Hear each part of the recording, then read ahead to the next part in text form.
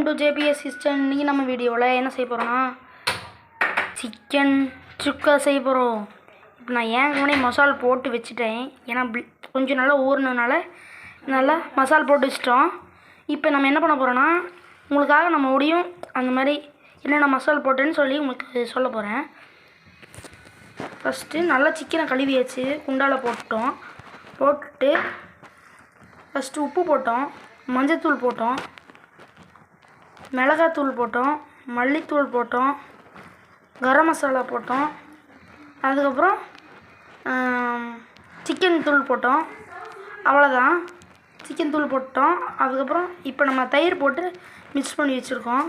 இந்த மாதிரி சீசனிங் வரணும் ஃப்ரெண்ட்ஸ். இப்போ நம்ம என்ன பண்ண போகிறோன்னா பேன் வச்சிடலாம். பேன் வச்சுட்டோம், ஆன் பண்ணியாச்சு. எண்ணெய் ஊற்றிடலாம்.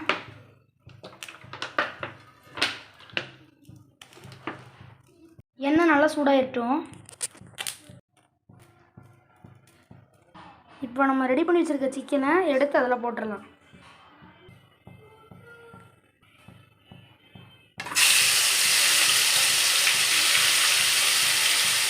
நம்ம ஏற்கனவே மசாலா போட்டுச்சனால உங்களுக்கு நீங்கள் என்ன போடணும் தேவையில்ல, உங்களுக்கு அப்படியே நீங்கள் அதை போட்டு எடுத்துடலாம். நம்ம எல்லாத்தையும் போட்டுட்டோம், நல்லா மிக்ஸ் பண்ணிடலாம். இப்போ நம்ம இந்த மாதிரி மூடி வச்சிட்டோம்.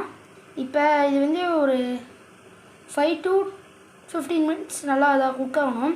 இது கொஞ்சம் நல்லா ஓரளவுக்கு குக் ஆனாவே போதும். குக் ஆனதுக்கப்புறம் நம்ம ஒரு குண்டா இதேமாதிரி குண்டா எடுத்து எண்ணெய் ஊற்றி வெங்காயம் தக்காளி எல்லாம் போட்டு ஒரு மாதிரி தாளிக்கிற மாதிரி தாளித்து மசால் தூள் நம்ம போட்டோம்ல அதே மசால் தூள் அதில் கொஞ்சம் கொஞ்சமாக போட்டு உப்பு போட்டு அப்புறம் சிக்கன் எடுத்து அந்த வடிகட்டி கொட்டி செஞ்சால் சூப்பராக இருக்கும்.